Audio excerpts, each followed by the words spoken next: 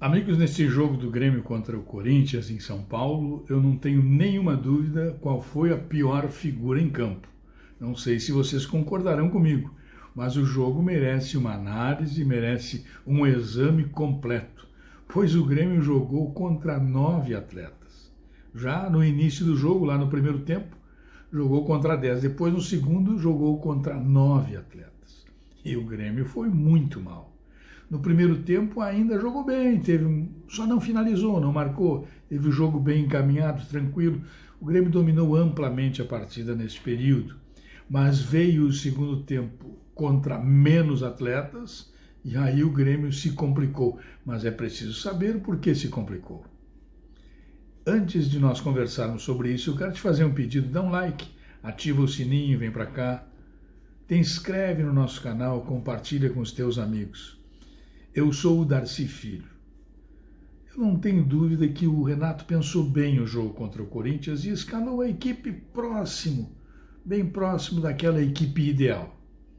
Eu entendo que o Ferreira tem que ser titular do time do Grêmio. Eu entendo que é um atleta que pode e deve, pelas condições individuais que tem, de ocupar aquele lugar. Ele não pode perder a posição para o Luiz Fernando, por exemplo, não pode. E o Thuram me parece, pelo que mostrou, que tem mais força, mais vigor, mais participação do que o Diego Souza para jogar, pelo menos no momento. Mas são observações apenas, portanto, ajustes mínimos precisava fazer o Renato na escalação da equipe para começar o jogo. Mas no segundo tempo os problemas foram sérios e aí o Renato foi o pior jogador da partida. O Renato foi o pior participante do jogo, porque as alterações propostas pelo treinador do Grêmio foram lamentáveis e só não conduziram o Grêmio para a derrota porque o Grêmio teve muita sorte. Na volta para o segundo tempo, como o jogador Darlan tinha um cartão amarelo, ele retira de campo, até procede, retirou o Darlan. Mas ele, para retirar o Darlan, ele coloca de segundo volante o Jean-Pierre. E aí entra o chileno Pinares no ataque do Grêmio, no meio de campo do Grêmio, de 10 do Grêmio, com essa função do time. E o Diogo Barbosa no lugar do Cortez. Ali ele terminou de desarticular completamente o time do Grêmio, vamos saber por quê. Bom, quando ele colocou o Diogo Barbosa, ele passou o PP para jogar na direita. Por quê? Porque o Diogo Barbosa é um jogador que atrapalha o PP. E como ele queria uma solução pelo Diogo Barbosa, ele botou o PP para o outro lado. Não resolveu, o PP teve que retornar para o lado esquerdo.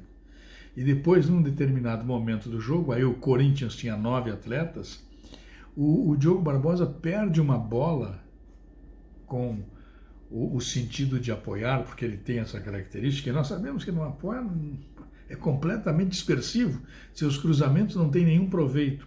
Ele perde uma bola, o Corinthians faz um contra-ataque e quase marca, 2 vezes na mesma jogada. No primeiro momento quem salvou foi o PP, e no segundo momento quem salvou foi o Vanderlei. Portanto, decorrência, este lance que determinaria que o Grêmio perdesse o jogo nesta alteração, a saída do Cortez e a entrada do Barbosa. Bem, quanto à mudança do Jean-Pierre de 10 para 8, para 5,5, para 6, sei lá, o número que queira dar, para segundo volante, ele mexe em 2 posições. Ele tirou um atleta, botou o Jean-Pierre, tirou o Jean-Pierre de 10 para 5 e botou um outro jogador na do Jean-Pierre. Portanto, ele mexe em 2 posições desnecessariamente. Tinha que, tira o Darlan, bota um jogador da posição do Darlan e acabou. Mas ele não estava satisfeito só com isso, Renato. Não conseguia vencer o jogo e como não tinha como se mudar, como preparar a equipe, porque a solução natural seria coloca o Ferreira no lugar do Luiz Fernando, abre com o PP, tem 2 jogadores de flanco, de velocidade, mais o Orejuela, que empurra pelo lado direito, o Cortez que vinha de trás, tinha sim como e bola para a área, no fundo, cruzada, levantada, alçada, para Diego Souza ou para Thuram, nunca os 2 ao mesmo tempo, para resolver. Não, ele colocou o chileno, aí condução de bola, colocou o Vitor Ferraz na lateral direita, condução de bola, lento, moleirão, sem velocidade, e o Grêmio foi se desmanchando a cada momento que enfrentava uma barreira colocada pelo Corinthians. e por detalhe o Grêmio não perde jogo com o Corinthians tendo 9 atletas, fruto de uma má apresentação do Grêmio no segundo tempo, coordenada e concatenada pelo seu treinador, o Renato Portaluppi, ou Renato Gaúcho, ou Renato Carioca. Ele teve, na noite de hoje em São Paulo, nesta noite de domingo em São Paulo, ele incorporou o espírito do Abel Braga, que entende que empilhar atacantes resolve todos os problemas. E não é assim. O que resolve os problemas de uma equipe é a organização.